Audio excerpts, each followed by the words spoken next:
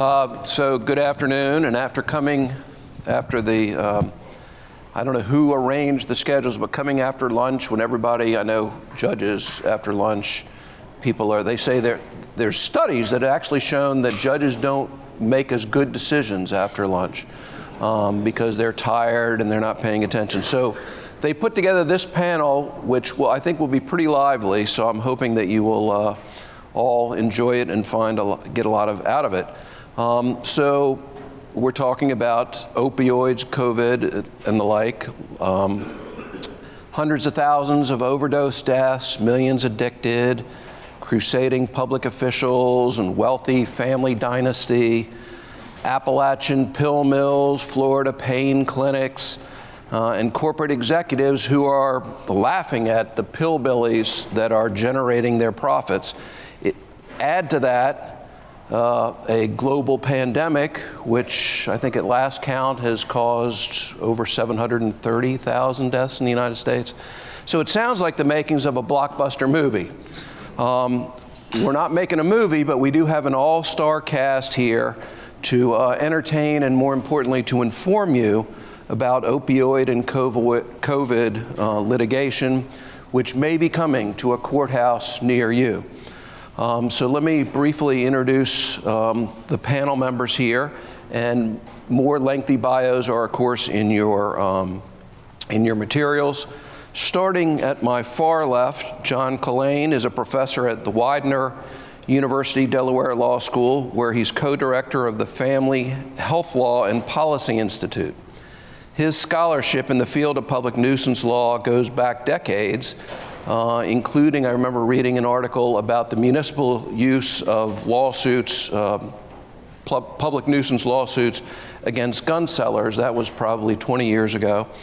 And more recently, he's been talking about how municipalities are using this public nuisance doctrine to help make big pharma pay for the opioid crisis. That's John. And next to John is Meghan McMeel. Meghan is a partner at Riley, Sandefur, Holmes, and Cancila, LLP, where she represents defendants in tort and product liability cases. Most interesting, she's been working in COVID litigation, which I guess is really the beginning of that field. Next to Meghan is Jennifer Scullion. She's a partner at Seeger, Weiss, LLP, and she served on the plaintiff's executive committee for the national class action involving the manufacturer, Johnson & Johnson, the manufacturer, and then the big three distributors of opioids. And then to my immediate left, Timothy Sandefur teaches public interest litigation at George Mason's Scullion Law School. He's the vice president at the Goldwater Institute, their Center for Constitutional Litigation. In that role, he has submitted an amicus brief to the Supreme Court of Oklahoma in that groundbreaking opioid case. In addition to his scholarly work, he appears on radio as Tim the Lawyer, and perhaps it was in that persona that he chose the title for one of the blogs that I read of his, which said, "Public Nuisance, a Legal Garbage Can." So that'll give you a little hint as to his position. So we're going to just go down, and we'll start with opening comments, and we'll start with John. I thought we're going this way. Oh, I was directed we're going the other way. We'll go this way. All right. Tim, why don't we start with you? All right. Well, I thank you all for having me. I thought I would start by saying I think I'm the party pooper in the room. And that's for two reasons. I'll start by saying that the term general is not the appropriate form of address of an attorney general. It never has been, and it never will be. Attorneys general are civilians, and the proper form of address of an attorney general is Mr. Attorney or Mr. or Ms. or what have you. The second way to annoy people is to say that I think public nuisance as practiced today is totally unconstitutional. It's unconstitutionally vague because public nuisance is a term that no lawyer can define. That may have been a day sometime in the past when people knew what a public nuisance was, but that is no longer the case. And the problem, of course, with vague laws is that they can be used by those in power against anybody that they choose to target for whatever rationale they think is appropriate for purposes of that moment. I want to read a couple quotes from legal scholars, not myself, about what public nuisance means. This is from Donald Gifford in 2003.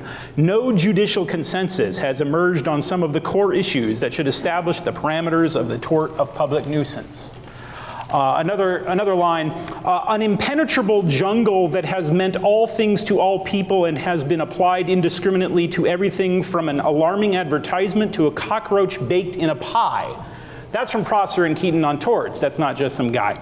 The phrase garbage can actually comes from William Prosser, who used that term to refer to the theory of public nuisance in the 1940s.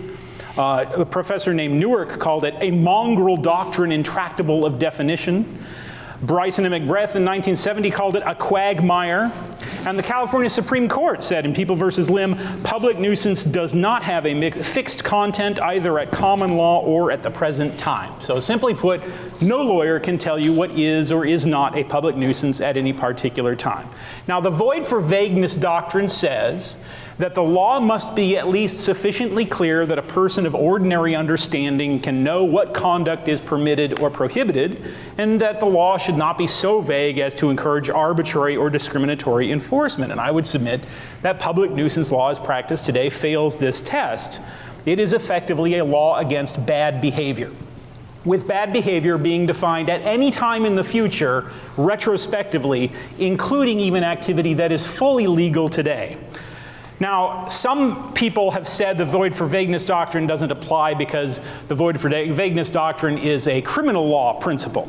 But of course, the public nuisance theory arises from criminal law. That's what its origin is, and to this day it is still found in the criminal law in a lot of places, including Oklahoma, where the public nuisance statute is found in the state's criminal code.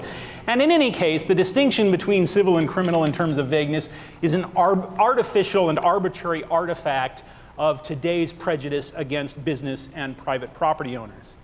Now, the same states, let me say that some states have applied, their state judiciaries have applied ad hoc efforts to cabin the public nuisance doctrine in some sort of rational way, coming up with some kind of judicially created limitations. And bless the judges for trying to do that, but what we see in practice is effectively the fashioning of a common law crime, and I think it would be best if we just admitted that it's basically a warrant for judges to penalize whatever they consider appropriate, including, as I said, legal activities, such as the sale and use of lead paint, at a time when that was legal in California. Nevertheless, decades later, the courts allowed a public nuisance suit to proceed against the former manufacturers of a product that was lawful and was properly used at the time. We've mentioned several times lawsuits against gun manufacturers, even though making and selling guns is lawful activity. And then, of course, opioids. Now, opioids is an interesting case because what happened in opioids is that the plaintiffs fashioned a way of accusing the pharmaceutical manufacturers of creating a culture of drug use, where people were led to take more medicine than they needed to, and as a result became addicted. And this was done by assembling a great many different factors into the alleged creation of this culture. Many of these factors being not only lawful, but constitutionally protected. One of the facts, for example, one of the alleged pieces of evidence, was the fact that these pharmaceutical companies hosted continuing medical education courses for doctors where they talked to doctors about the risk of underprescribing pain treatment to those who are suffering from incurable pain. Whether or not you think that is a legitimate theory, it is not only fully protected by the First Amendment, it's not even commercial speech. It's simply the discussion of an idea, which you may think is bad, but nevertheless is protected by the First Amendment, and that gets factored into this idea of unlawful activity under the vague doctrine of public nuisance. Incidentally, I think we all should take a moment to recognize the downside of the opioid litigation, which is almost certainly to result in depriving people who are suffering incurable pain of medicine that they need. That is a deeply inhumane thing. And maybe you think that on balance it's worth it, but let's at least acknowledge that that is a very severe downside to the opioid litigation that's gone on in this country. Now, I ask you why we couldn't use a public nuisance theory today against car manufacturers for making and selling cars. We talked in the last session, there was a mention of something, I don't remember the number exactly, it was something like 20 people a day dying from opioid overdoses in the state. Far more people than that die of car accidents every year in this country. Why is the making and selling of automobiles not a public nuisance? In fact, the former Attorney General, then Governor of California, Jerry Brown, brought exactly that lawsuit, suing the company of General Motors for making and selling automobiles in the state of California, in his theory, because it contributed to global warming. The defendants pointed out unclean hands since the state of California itself operates a fleet of 1 million vehicles. Nevertheless, why not? Saying public nuisance is unconstitutionally vague sounds like a radical and extreme position, but I would submit to you that it's actually not. There have been a large number of cases that have found the public nuisance theory to be unconstitutionally vague. We just don't recognize them because they tended to happen in the context of the First Amendment. Obscenity prosecutions in the 50s and 60s typically were done under public nuisance theories. And what the Supreme Court and other courts said in those cases was, this is too vague a principle. People can't know what is and is not going to subject them to punishment. And I would submit exactly the same rationale should at least be considered by courts that are addressing these massive public nuisance torts. To allow legislatures rather than courts to address these questions, I think would solve a lot of the problem. It would at least recognize that whatever the legislature does has to be subjected to the basic due process principle of vagueness, clarity, notice, and so forth. It would provide a greater system of checks and balances, and it would allow more stakeholder participation in what's going on rather than letting lawyers come up with these rules for themselves. Now, I will end with my great nightmare of public nuisance. There is one product out there that is for sale that I see a lot of you have right this minute that I see as a perfect target for future public nuisance litigation, and that's big caffeine. Why not sue big caffeine? Doctors tell us that a cup of coffee holds about 1/100th of the fatal dose of caffeine. Caffeine causes all sorts of bizarre and dangerous health effects to a lot of people out there. And those greedy Starbucks people, they know we're addicted. And why should we take the blame for all the coffee we drink? It's their fault. Make them pay. Deep pockets, right? Why not? I challenge you to tell me what legal principle today guarantees that that can never happen in the future. You might think that that's a silly idea, but there's lots of people out there that would love to sue over things that they don't like on the theory that it causes broad social harms regardless of the fact that it's legal. Pornography, for example. The state of Utah has declared pornography to be a public health crisis.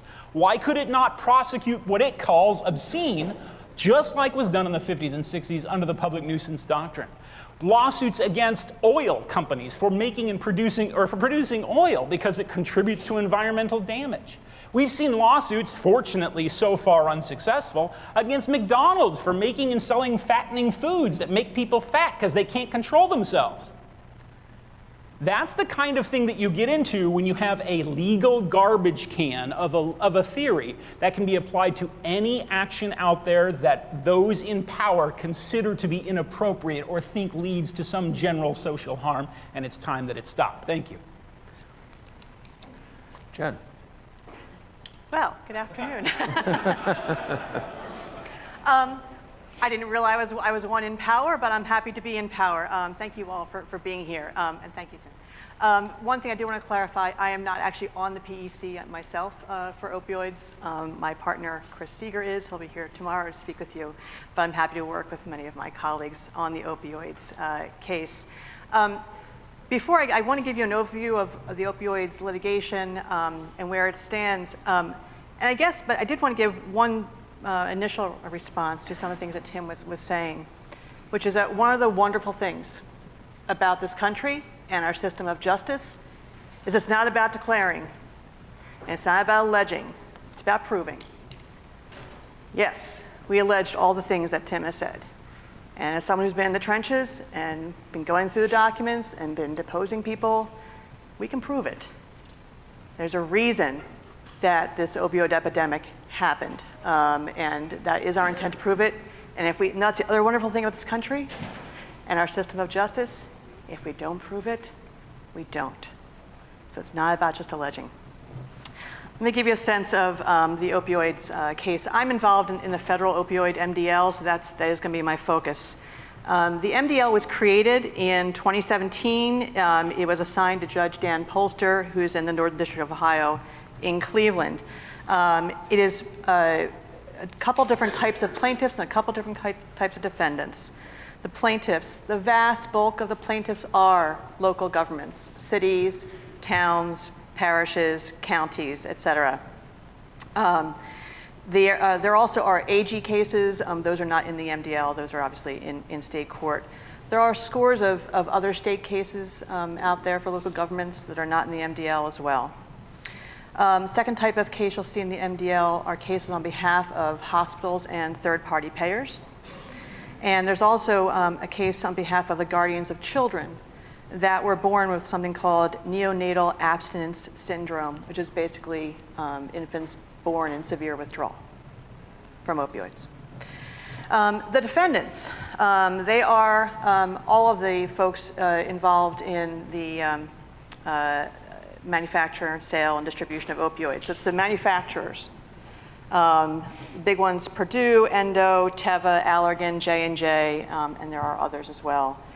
Distributors, big three, McKesson, AmerisourceBergen, Cardinal Health, and then retail pharmacies, Walgreens, CVS, Rite Aid, Walmart, and then there are others as well. The claims do vary, but the common theme is public nuisance as well as RICO. Let me tell you litigation status is pretty typical for an MDL. There's an initial phase in front of Judge Polster where it was focused on hashing out the legal theories, which of these actually do fly, and getting through some of the core discovery. So that happened, and then there was an initial trial set for 2019 that was going to be against the manufacturers and the distributors, and there was a settlement there. So now we're in sort of phase 2 of the MDL, which is the remand for the bellwethers. And there's a bunch. There's a distributor claims that were sent back for a test trial in West Virginia. That was a bench trial. That proceeded. We're now awaiting a decision in that bench trial. The manufacturer claims were sent out to Chicago, which was one of the first lawsuits brought by the city of Chicago, as well as to San Francisco. And there we have a trial in San Francisco set for the spring, and both are in active discovery. In the San Francisco case, there's also Walgreens as a defendant.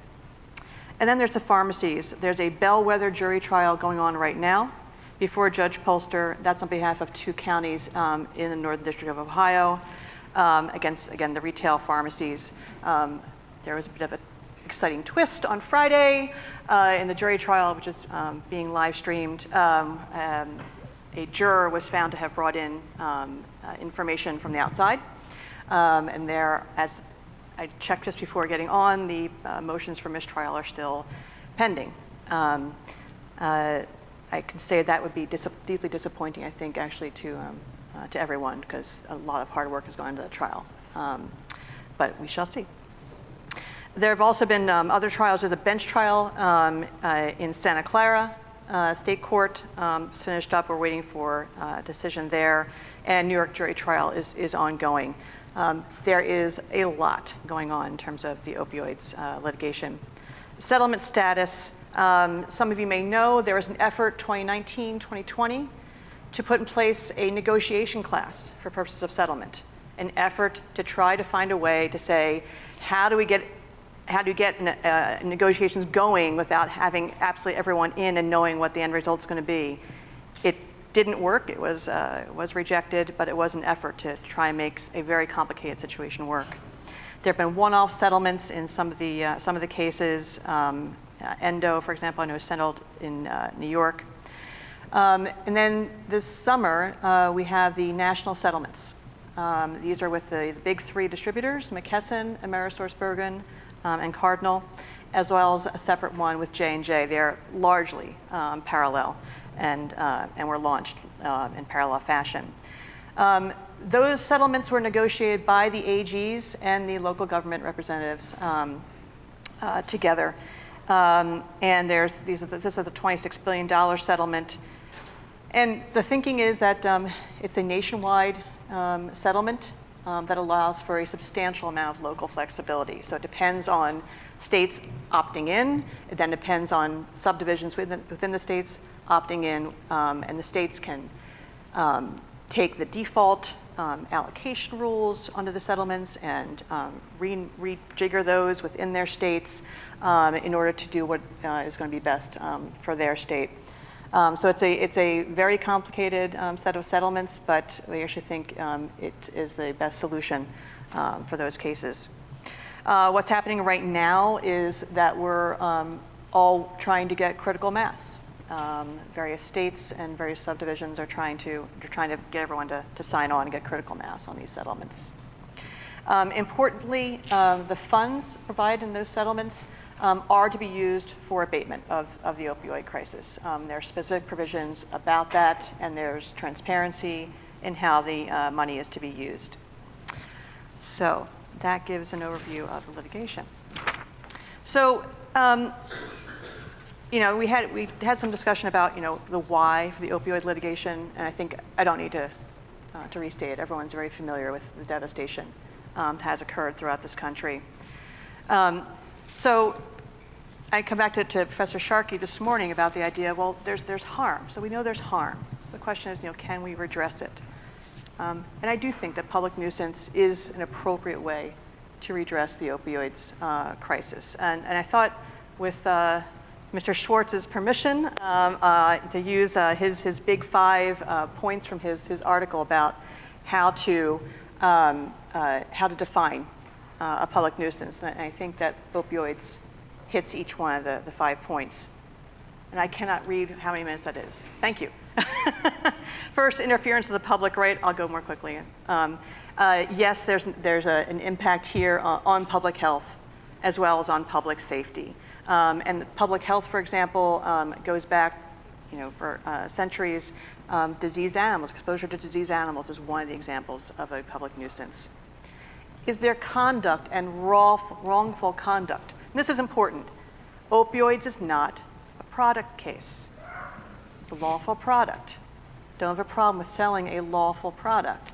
But there was wrongful conduct that happened here in connection with the sale of that product. So manufacturers, yes, we allege and will be able to prove that there was a concerted effort by the manufacturers not to just provide opioids in response to an existing medical condition, but to expand the medical condition, to convince doctors and the medical community to shift how they treated pain so that more could be sold. And there's documents and videotapes, people say this outright, that was the idea. Get doctors, pay them, get them to convince other doctors to do this. Beyond that, we have use of sales and promotion techniques that undermine the safety and efficacy statements that the FDA did approve. Yes, these are FDA-approved drugs. Then you go out there and you sell it, and you do that in a way that tells doctors, these are safer. The label doesn't say these are safer than the other opioids. They all have the same risk. No, these are safer. And again, documents, evidence, proof that yes, people understood that's what they were doing in selling it, and that was to get over doctors' fear of using opioids, fear that had kept opioids limited as a controlled substance, limited to being used for palliative end-of-life care and for acute pain. And the goal was to broaden the use of it. There also was the use of fake science, a term that was ginned up called pseudo-addiction. And you have to get this, right? You got addiction. And addiction's a horrible, horrible thing. Probably many of you have dealt with it in your families and friends. And the idea was, well, we can say to doctors that stuff that might look like addiction, patients coming to you, asking for more, patients coming in early, patients hoarding their drugs, et cetera, that can be pseudo-addiction, meaning that they're just not getting enough pain treatment. And the documents say there's absolutely no scientific basis for that, none. It was made up. This was a marketing term, and it was put out there to the doctors. That's one example of fake science. Another example of fake science, to get doctors to believe that this was safe, was the use of screening tools. So you could, have a patient fill out a questionnaire. And then you would know, was that person more or less at risk of addiction? No basis. No basis at all. No validation. But it made doctors feel better. There's also false promises. I won't get into those. Failure, and then the other part of the opioids case, and this is important as well, is a failure to control the flow of the opioids. This is why it's not a product liability case. It's about the promotion of it and then the failure to control the flow. These are controlled substances under federal law, which means they're part of a closed system from cradle to grave, right? From when the raw materials are ordered into the country, there's a quota of how much can come in, tightly controlled. There's the manufacturing plants themselves, controlled, locked down. The distribution chain, locked down. Dispensing at the pharmacies, everything's supposed to be locked down, tightly controlled, because these are so inherently dangerous.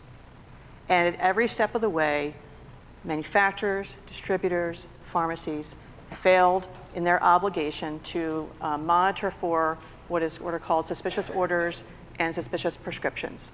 Things that would tell you, there's a pill mill, because it's inherent in the nature of these things. There's going to be a pill mill. There's going to be diversion. People are going to try and misuse this stuff. There's a pill mill there, or that clearly, this doctor this patient rather is doctor shopping. To getting multiple prescriptions and either using it themselves, selling it, whatever. Failure to put in place those systems. So that goes to the wrongful conduct. Control. That was the next element in Mr. Schwartz's paper. Yeah, control. Again, it's controlled substances. It's supposed to be a closed system. There is control. And of course there's control. The manufacturers are out there selling. They're paying attention to where they're selling. They know who they're selling to, like down to the prescription on a weekly basis. They get the data. There's control. People know where it's going, or they're supposed to. And I do think that is a distinction from some of the other cases in the past. And then causation. We believe that the best evidence here is going to come from the defendant's files. When you're selling and you're distributing and you're dispensing, and you're doing it in order to sell more, you're going to make sure that the steps you've taken, are they working? Is your ad campaign working, not your ad, your promotional campaign working? Are your dispensing policies getting in the way of filling enough prescriptions? You're keeping track of that. You're paying attention to, have you done your job? And that evidence in this case will show, yeah, the job was to sell more, to dispense more, and that's what happened. So I think I'm just going to stop there, actually. I'm sure we'll talk more, and I see that my time is up. Thank you. All right, thank you. Meghan? Thank you, Judge Wallace. I really just want to say how much I appreciate that the LEC folks include people in academia and people on both sides of the issue in private practice as well. I think we're going to have a really comprehensive analysis of some of the issues here today, so thank you for that. I'm going to focus the next several minutes on civil actions brought by individuals and companies sounding in public nuisance related to COVID. Full disclosure, I am not a plaintiff's lawyer, I am a defense lawyer. I generally represent defendants in toxic tort, products issues, civil litigation, employment, commercial litigation of a variety of topics.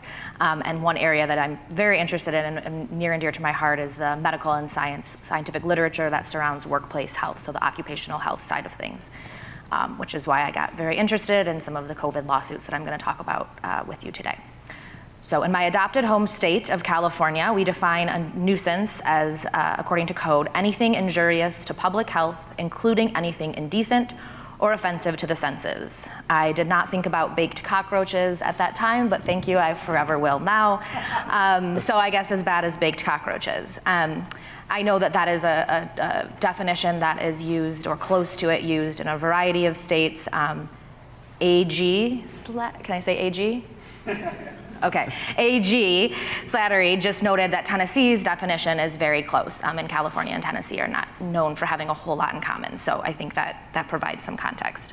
And historically, in other circumstances, obviously not related to COVID, one's failure to take necessary precautions against the spread of disease has been treated as a public nuisance in other contexts. However, for plaintiffs to bring these types of civil actions in court, there are several challenges that they need to overcome, and notably, as I'll focus on today, the case of workplace safety, which are very frequently, or have been very frequently brought in the last year and a half at this point. So I'm going to focus on the employment side of things, and I have a case at the end I'm going to talk about that I've been involved in that I'll talk about. It's a little bit more related to contracts. I know that there are government folks here, but I just want to note, since I'm kind of, I think, one of the only COVID speakers here today, that there are obviously cases that have been brought by counties against school districts, by counties against hair salons, in jails, all sorts of other settings. I don't do that kind of work. It's fascinating and continuing to evolve, so I encourage some of the other folks who work in the government that might be able to speak to that. So I'm going to talk about some of my frustrations with public nuisance as it's applied to COVID. I will apologize in advance. I won't be as animated as Professor Sandefur, so you can adjust your expectations accordingly. Okay, so the challenges that I see, at least at present, for plaintiffs bringing these types of cases are, one, vagueness, right? What do you want enforced? How do you want it applied? Also, a lack of standing. Some of these cases involving employment contracts will include arbitration agreements, and so the enforceability of those in the context of public nuisance has been addressed. Abstention, and most notably primary jurisdiction, and I'll note that while that is to be used sparingly, that is relied upon quite heavily in a variety of the cases that I'll talk about with you in a moment. The damages that are being alleged are not sufficiently unique, right? So especially in a case of a global pandemic, everyone could potentially get it. And so to really make it specialized and specific to the plaintiffs in that case. One other comment that I'll just touch on, and it's something that I think has some bearing in some of the cases that I've reviewed and been involved in. There are political and societal pressures that I think judges who are dealing with this novel issue, at least novel in our lifetime. I suppose the Spanish flu was a big deal and courts existed then, but you know, the types of cases that are being brought, who's bringing them, who it's against, implications for community, right? A lot of times these employers are the only employer in the town, right? They employ everybody, right? And so what does that mean? Sometimes the people who are bringing the lawsuits are union. And so to the extent that judges feel some sort of way, one way or the other about that, right, there's these kind of external pressures that exist as well. So many of these employment-related lawsuits started in the meatpacking industry. I'm sure anyone who watched the news in 2020 is going to be familiar with this. I'll get a little bit deeper, but you can kind of trace it with me here. So we start in the Western District of Missouri, and when the employees of this meatpacking company went to the court and said, you know, we want relief, we want specific work protocols to protect us, we want specific PPE requests, we have engineering controls that relate to spacing of the different employees, we want to change how quickly the conveyor belts are going so that we can accommodate for more breaks and things of that nature. Those were brought to the court, and the court rejected, based on the theory of primary jurisdiction, those arguments. The court in this instance deferred to OSHA, given that it's in the workplace setting, to implement and enforce these types of safety, workplace safety protocol and measures. And in determining whether to rely on the expertise of administrative agencies, courts will look at the following 4 questions or elements. Is the question at issue in the conventional expertise of judges, or does it involve technical, policy, or other expertise that is within the agency's particular field of expertise? 2, is the question at issue particularly within this agency's discretion? 3, does there exist a substantial danger of inconsistent rulings? And 4, has prior application to the agency or agencies been made?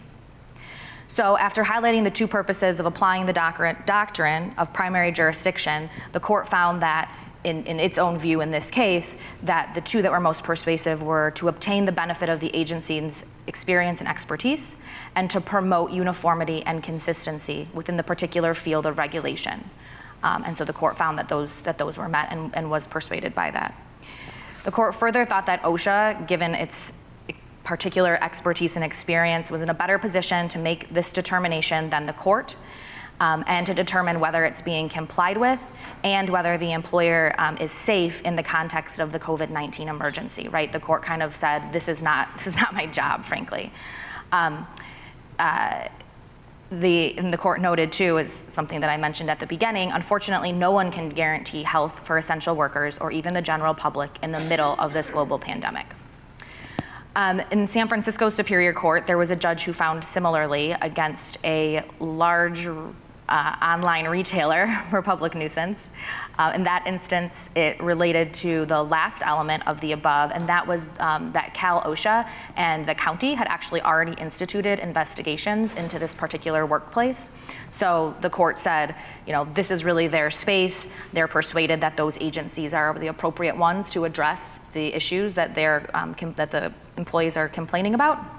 And so dismissed the plaintiff's case on those grounds. Another retailer, online retailer, in a New York case, the judge there also relied primarily on primary jurisdiction when dismissing the claims. And there the court reasoned that dismissing the complaint for public nuisance, the court is not a workplace health and safety regulator, and it was not comfortable standing in the role of assessing the health and safety conditions. That court also noted that the risk in the workplace was not unique, going back to what we were saying before, as it compared to the New York public at large, and so did not find that a public nuisance was appropriate in this setting. There will also be issues of standing. Former employees don't have standing, and so there have been cases where that's been dismissed. As I noted, there's been a case in California where the California Superior Court did say that public nuisance fell within the large umbrella of the arbitration clause, which indicated arbitration clause, all claims or controversies, whether or not arising out of the related to the plaintiff's employment, and so that fell under the same umbrella. I will also just note that I'm giving a lot of examples of when the defendants won. That has not been uniformly the case. The meatpacking case that I spoke about earlier, the court actually granted the preliminary injunction as it related specifically to the unfair and unlawful business practices claims. And the court actually did order the employer to comply with various controls for the workplace that we would kind of look to OSHA for generally. There's also been fast food workers in Illinois who had a public nuisance claim that was granted, and the court actually specified that they had to have 6 feet apart and wear masks. They asked for a lot more stuff, but the court was only comfortable granting on those 2 grounds. So I will talk quickly about a case that I was involved in. I was involved with it, so I'm going to just not give the party names, so you can just picture two parties, 2 private companies, a contract between the 2. One collects fares for the benefit of the other one in a public setting with customers. COVID hits March 2020. The 2 private companies decide we're going to hit pause on having these people collect money from customers in the general public. Months pass, no one's collecting money. The company who gets the benefit of the money goes to the company who collects it and says, hi, I would like to start getting money again. Can you please go back and collect fares? The company says, I'm not interested in putting my employees in that position. So we have what I think is pretty obviously a breach of contract case. They had a contract, the contract said that you get money, they weren't doing what they were told, and a breach of contract case was in fact filed. Surprise though, the creativity of the plaintiff lawyer, they amended a few months later to allege public nuisance, a cause of action, saying that the fare collectors, in addition to collecting fares, also should be telling people to wear masks, and their failure to tell somebody to wear a mask was in fact interfering with the right of the person, the entity, and was invading in the public health space. Ultimately, the court went with them. I'll have to say I disagree. There was obviously a order in place saying from the governor saying that you had to wear a mask. Individual people at a company are not required to uphold that. I will go quickly in my closing remarks and just say that in addition to this kind of burgeoning area of the law and these claims being tacked on to other claims which are more appropriately, I think, brought in contract tort, consumer protection, wage and hour, et cetera. There are lots of states that have passed or are passing legislation that will protect certain businesses, and in some cases it looks like maybe all businesses, from liability related to COVID-19 exposure. So I urge you to all keep abreast of that. Some are already passed and some are pending. So thank you very much for your time. John. Thank you. Good afternoon, everyone. I want to start maybe by clearing away some of the underbrush concerning public nuisance. I enjoyed the presentations in the first panel this morning that gave kind of an overview of public nuisance, but they mostly discussed it and described it as a tort. And I want to concentrate on this panel on the public part of public nuisance, when state attorneys general bring the claims. And in this context, I very highly recommend the article by Thomas Merrill, Is Public Nuisance a Tort? It's in your assigned readings under the first panel. As it turns out, I agree with him that the confusion created by the tort of public nuisance argues strongly for its abandonment. Most public nuisance cases that are brought by private plaintiffs aren't brought to recover any kind of economic damages or for abatement, but they're for actions that would otherwise be cognizable or not under well-recognized tort theories: negligence, fraud, product liability, liability for conducting abnormally dangerous activities.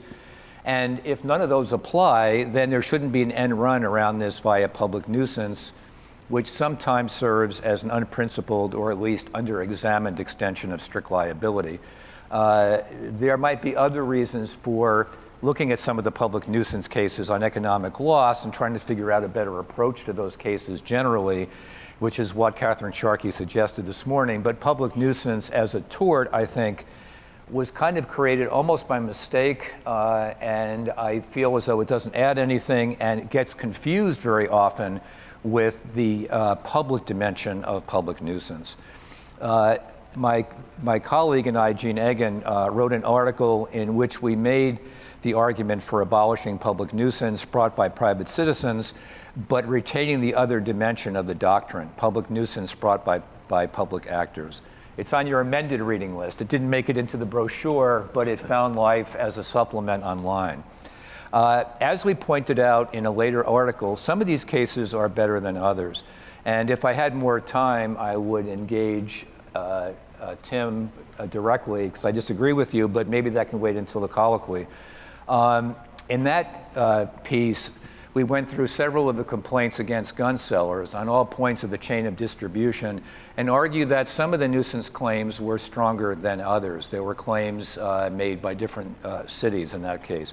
Turned out not to matter because all of those claims were ultimately swamped by the Federal Protection of Legal Commerce and Arms Act. I may return to these at the end if I have time, but to give a starting point as to what I think makes an excellent case for state-generated public nuisance claims, I want to spend some time talking specifically about the Oklahoma opioid case against J&J that was decided last year. It's a textbook case, in my view, of the entirely appropriate use of public nuisance and not, as claimed by the Wall Street Journal, a stick-up. And I think that other public nuisance actions can be judged to an extent by how well they tick off the same complete set of boxes as this case does. First, the court's authority to act is grounded in a state statute. The Oklahoma nuisance statute, like many others, is quite broad. A nuisance consists of unlawfully doing any act that injures or endangers the health or safety of the people. I start with this not only for the obvious reason that there needs to be authority for a court to act, but also to engage with Tom Merrill in his article where he argues that public nuisance should only be recognized if there's a statute that so authorizes them. So that's a good start for this case under the Merrill rule, as I'll call it. I don't actually agree with him because there are states that have developed public nuisance through common law, and the state needs to have some mechanism to combat situations that arise out of emergency or necessity. For example, if a company discharges toxic waste into the sewer system, that needs to be abated. Or, to return to a classic example, a hog farmer who maintains so many hogs under such unsanitary conditions that pig offal and entrails stink up the entire town. I hope you enjoyed the pork at lunch. Nuisance began life as a common law entity, and to a large extent, the public nuisance laws codified that common law. And they shouldn't fail as a matter of course where a state legislature fails to codify them, any more than a common law court should refrain from establishing a comparative negligence regime in the face of legislative inaction. But certainly the case isn't assailable under the argument of lack of competence when there's a specific statute authorizing it. But that's just a start. We also need to have an activity that under the next section of the state nuisance law affects a large number of people. Well, the opioid crisis surely qualifies. So let's move then to the requirement of what's an unlawful act. This morning, Victor Schwartz said that public nuisance has kind of oozed its way into product liability law, and that manufacturing a product is not an activity. Well, the products don't manufacture themselves, but it's not the activity of manufacturing opioids, simpliciter anyway, that constitutes the public nuisance. If you want an exercise in reading a chilling bedtime story of corporate misconduct, this is a good one to send you scurrying under the covers. So I'm going to talk about the Oklahoma trial court decision after a bench trial that was made by Judge Thal Balkman. He laid out the facts he found after such a trial in exhaustive and compelling detail. And if you're anti-public nuisance, or if you're persuaded by some of the arguments you've heard against it, I really recommend reading this. You'll be surprised at what you didn't know. And speaking of Judge Balkman, I learned that his bedroom was used in Ferris Bueller's Day Off. and there's more. He was also a classmate of the future Snoop Dogg, who distressingly just turned 50. Okay, I know, talk about feeling. Much more exciting guy than most of them. Feeling, exactly. So let me just give you from the facts that were found by Judge Balkman. I think this is important because what Jen was saying about having to prove these things, he found these things to be well proven, right? That defendant J&J marketed and sold opioids in the state of Oklahoma from the 1990s through at least 2016. They strategically formed a pain management franchise that had 2 subsidiaries. One thing they did was to cultivate poppy plants in Tasmania, right, in Australia, and process them into narcotic raw materials and imported them and created a mutant poppy, now a member of the X-Men, called the Norman poppy, all right? The Norman poppy contained higher concentrations of thebaine, an opium alkaloid used in the synthesis of pharmaceutical drugs. Okay, so what did they do? In an effort to raise prescription rates and increase profits, they developed a major marketing campaign aggressively disseminating the message that chronic pain was undertreated and that prescription opioid drugs carried a low risk of abuse. Okay? They broadcast this message to Oklahoma doctors throughout their sales reps, funding publications in medical journals, organizing educational programs, sending speakers to events armed with a message that they were a safe and effective way of treating chronic pain, safe including non-addictive. J&J's marketing included hosting dinners, presentations, and seminars to influence doctors. Pseudo-addiction I won't talk about because Jen did that so well, but the idea there was prescribe more because what they really are complaining about is under-medication of pain. Sales representatives targeted high opioid prescribing physicians such as pain specialists and primary care physicians. J&J actually knew that its marketing was false, deceptive, and misleading in many ways.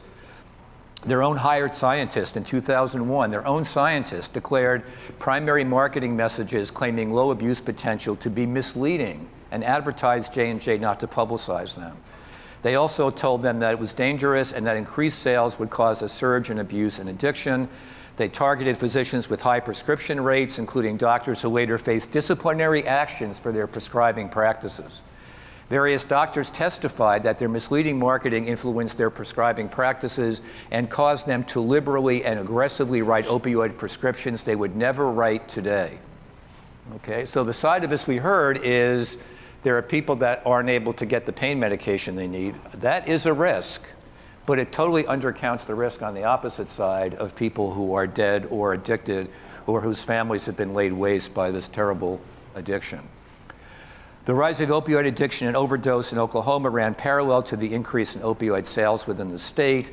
One witness, a doctor, testified that he believed the upsurge was directly caused by overprescribing, and the commissioner of the Oklahoma Department of Mental Health and Substance Abuse similarly testified that the rapid escalation of opioid sales caused a significant rise in opioid overdose deaths. This is not just the manufacture of a product. There's a reason why these addictions and these deaths spike so dramatically.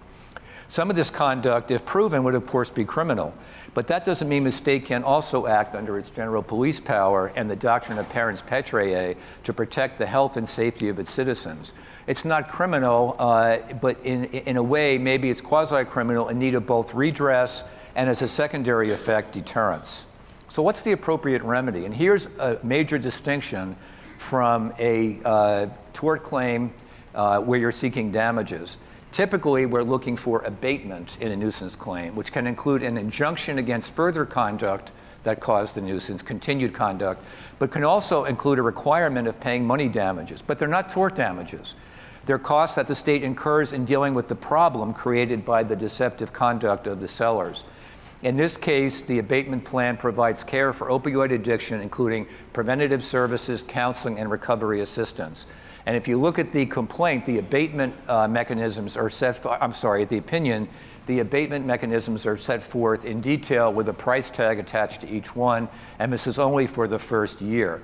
Establish opioid use treatment programs to serve residents, offer medical assessments, housing and employment assistance, additional personnel and services for juveniles, public medication disposal programs, non-opioid pain management theories, expanded access to overdose education and preventative medications, and prenatal screening and treatment for infants suffering from opioid withdrawal.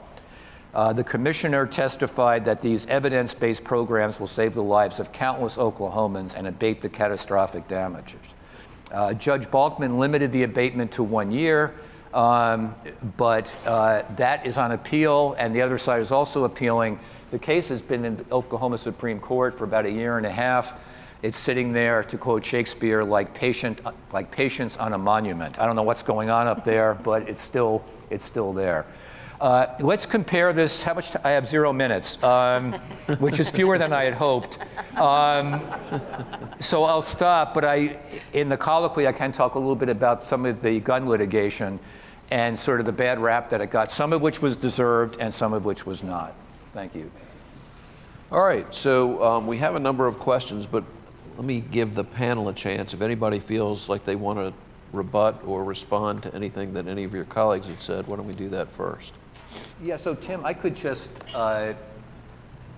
your point about void for vagueness is well taken in the criminal context. And you're right that this does appear in the criminal code, but it's not criminal in the sense of someone is going to prison for this. It's a way of stopping the action from happening. And the problem of notice, to me, doesn't seem very acute when you have people doing intentional bad acts that everybody should understand would be actionable under principles, under all kinds of principles, like, tort law, product liability, et cetera. So while I appreciate the thought that in some contexts it may be applied in that way, in a case like this, I feel as though this is not merely negligence. I mean, this is intentional bad conduct, and people know that they're not supposed to be doing this. So we know that the void for vagueness principle applies outside the criminal context. In, for example, BMW versus Gore, the Supreme Court made clear that it applies in situations involving punitive damages. Yeah, and that's only appropriate because when a person is losing life, liberty, or property, or a business losing life, liberty, or property, basically the same principles of notice as to what the law is should apply. I started out by saying that the public nuisance tort as practiced today is basically a law against bad behavior. And what you heard was the plaintiff's bar on this panel say, but these people behaved badly. yes, I don't deny that the victims in this case suffered badly, and I don't deny that some of the businesses responsible engaged badly or in bad behavior. That doesn't change the fact that this is a tort that can be wielded against anybody who suffers a harm that we consider important enough to vindicate through the vagueness of public nuisance doctrine.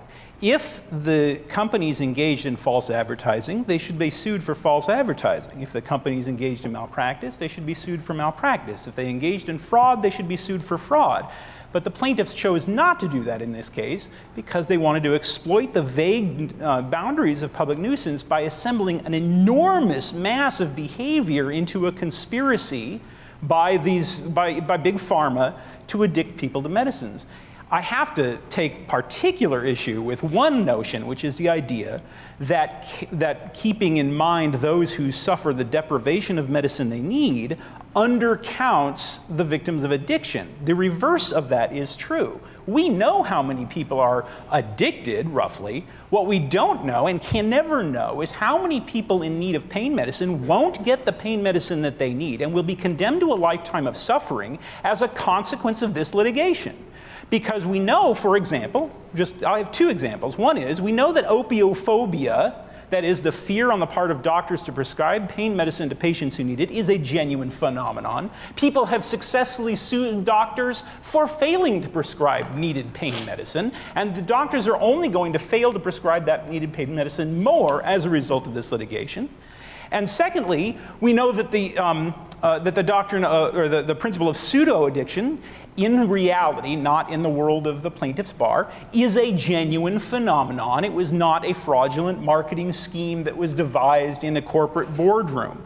Now, of course, it has often been misused or misunderstood or misapplied and so forth. Pseudo-addiction refers to people experiencing a need for a medicine that is not based exclusively on their chemical dependency, but on a psychological need. It's an actual phenomenon. What you should do about it? I don't know. I'm not a doctor. I think most people in this room aren't doctors. But the idea that it's some sort of Snidely whiplash scheme to enrich themselves off of the suffering of other people is simply a caricature of reality. Now, again, I come back to my basic point. There is no doubt that there's bad action out there. There is no doubt some of these pharmaceutical companies engaged in terrible behavior.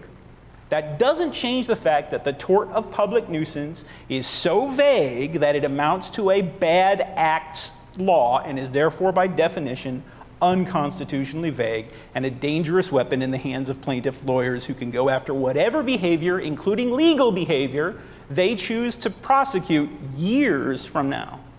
Can I just make one, there's a lot to say, like just one really quick response, which is Supreme Court didn't say that states couldn't impose punitive damages. That would support your argument, right? What they said was there has to be some kind of reasonable cap on that, right? So I don't see how that squares up with your argument. If you're saying that punitive let me finish. If you're saying that punitive damages are void for vagueness in a way, but Supreme Court doesn't agree with you. I didn't say punitive damages are void for vagueness. What I said was that the court said in BMW versus Gore that the principles of notice that are inherent in due process apply to civil cases for punitive damages the same way that they apply in criminal law. And that's what I'm arguing here, is that the principle of notice, of clarity, the void for vagueness principle should apply in civil cases seeking damages just as they should apply in the ordinary criminal context. And how is that an extreme proposition? How is it an extreme proposition that if you're going to sue a bunch of people and accuse them of being monsters, that the law on which you base that accusation should be clear enough that people could have known beforehand what is and isn't legal? So I would submit that people did know and do know. It's wrong to lie. It is wrong to mislead. It is wrong to downplay a safety warning that is put on there by the FDA. I'd submit people do know that that's wrong. I'd submit people know that it's wrong to not put in place the systems that the Controlled Substances Act required them to have in place to monitor these pills and where they were going and how many of them, and to stop suspicious orders, to stop suspicious prescriptions from being filled. So I do think that, at least in this case, there were things that people did know and decided not to follow. But the question I have, Tim, and this is genuinely It's a genuine question. How does your logic not apply to then negligence, right? We develop negligence on a case-by-case basis, and it's built up over the years to figure out what is reasonable conduct after the fact. What is reasonable conduct in that circumstance? And we've done that reliably so. So I don't see the distinction.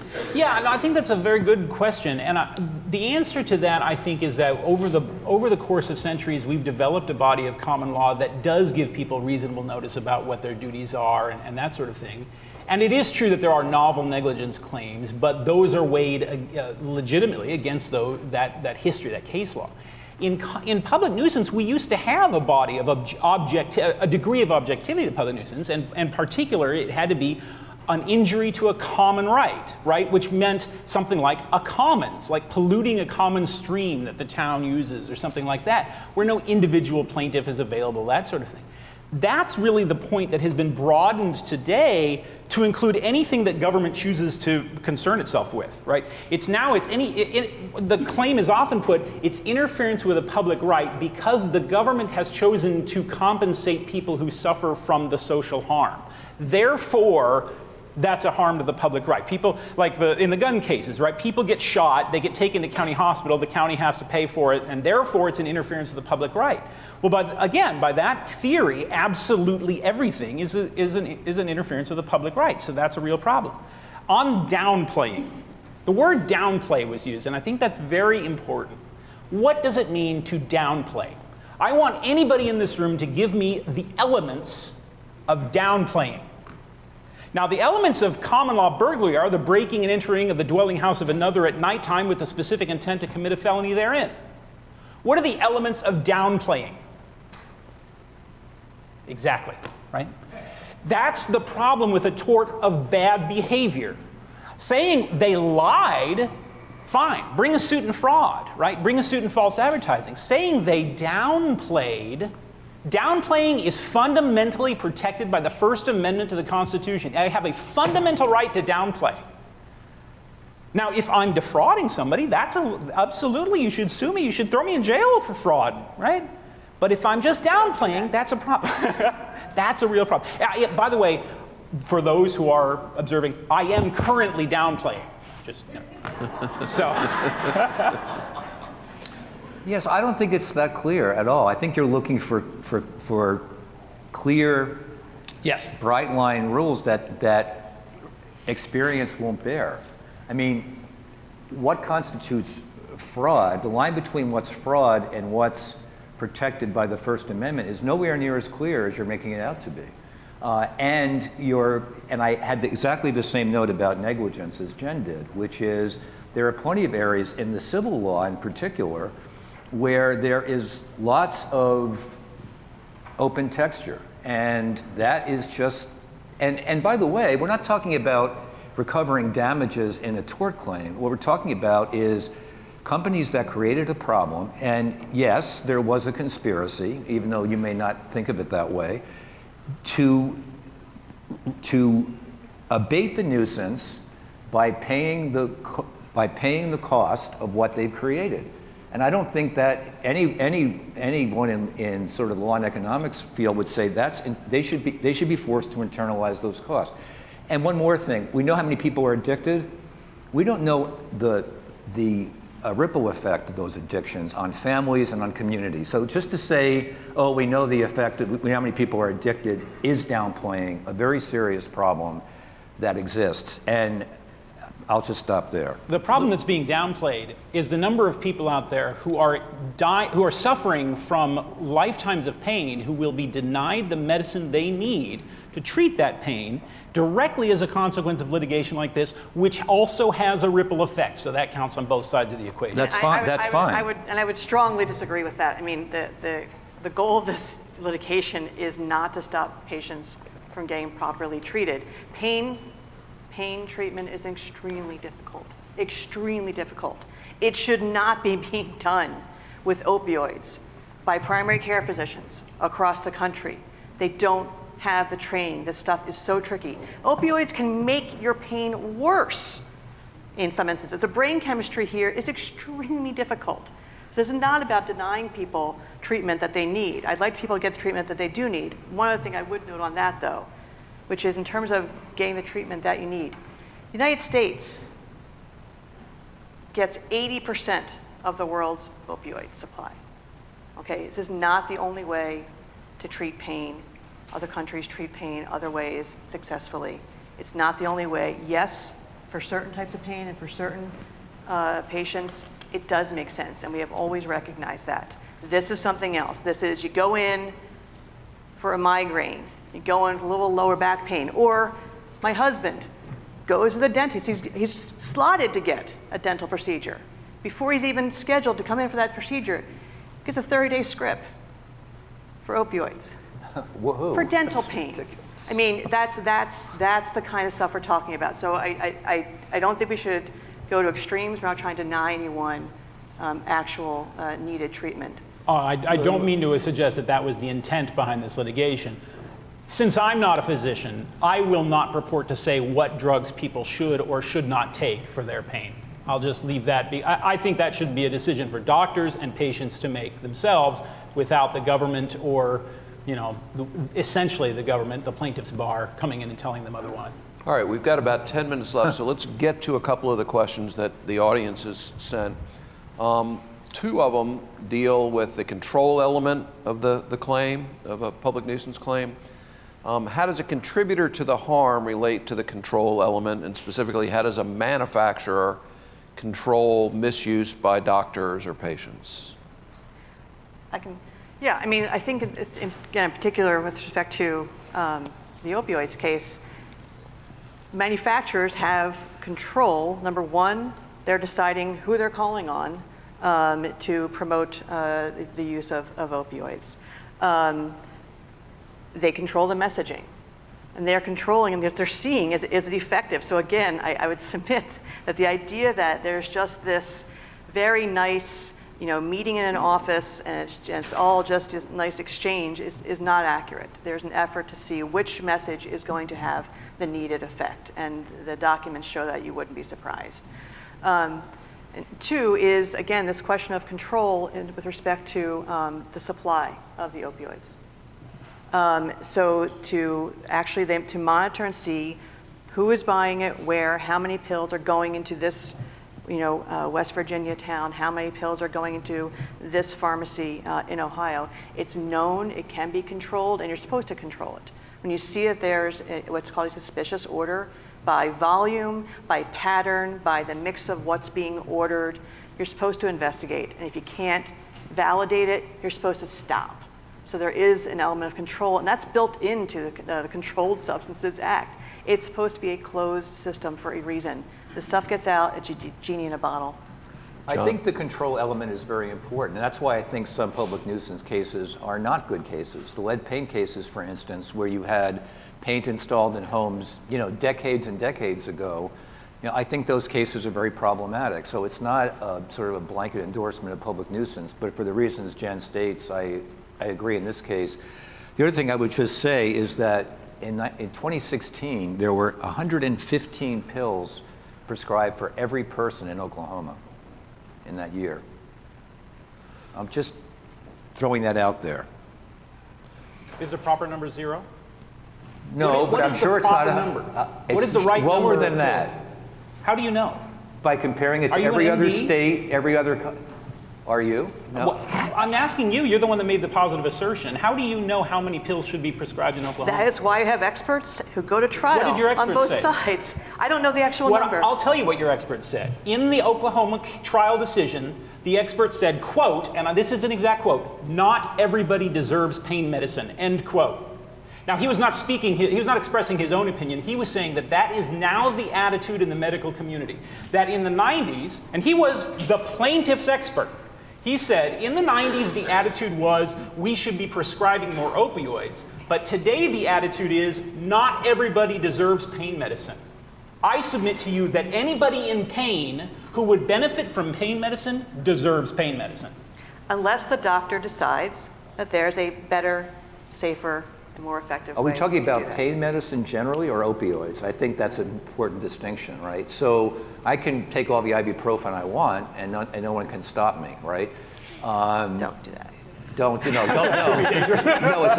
a terrible idea, right? After about 2 days, right? So that's true, but there are reasons why it didn't just spike from whatever it was to 115 pills in a year, because suddenly there was more pain in Oklahoma. Yes, you're right. I don't know what the right number is, but I know a spike like that. If you looked at a chart and you saw a huge spike, you would just say, something happened. Let me see if I can get one or two other questions in. One is that a couple of people asked about the increased use of or threat of engineered strategic bankruptcy. How is that impacting state and local government's ability to litigate and settle complex cases? And I would add my own twist on that: third-party releases, people who aren't even party to the bankruptcy. So I would say that how it's going to impact is yet unknown. How this is all going to play out, but it certainly is something we shall be paying attention to. There's a lot of big money that is getting pulled off the table very quickly. There was just a case in the news last week, and I wish I could remember the entity that did this, that spun off a subsidiary. I think it was J&J also, J&J. but Oh, it was J&J, right. talcum powder. was That's talcum right. powder. That's right. It's talcum Yeah. powder cases, and then you spin off this entity, and they assume the liabilities, and they declare bankruptcy. I mean, that's clever. For the new entity, but not That's right. J&J. That's right. It's very clever. I'll just say that. It seems the opposite of what bankruptcy is supposed to be. I mean, can I spin myself off? Can I clone myself off for certain loans? But anyway. Right. And then the other one a couple of questions talk about local government lawsuits. One is it typical to see these local government suits as canaries in the coal mine which precede state claims by the states? And does the involvement of local municipalities in litigation facilitate or impair resolution of these cases?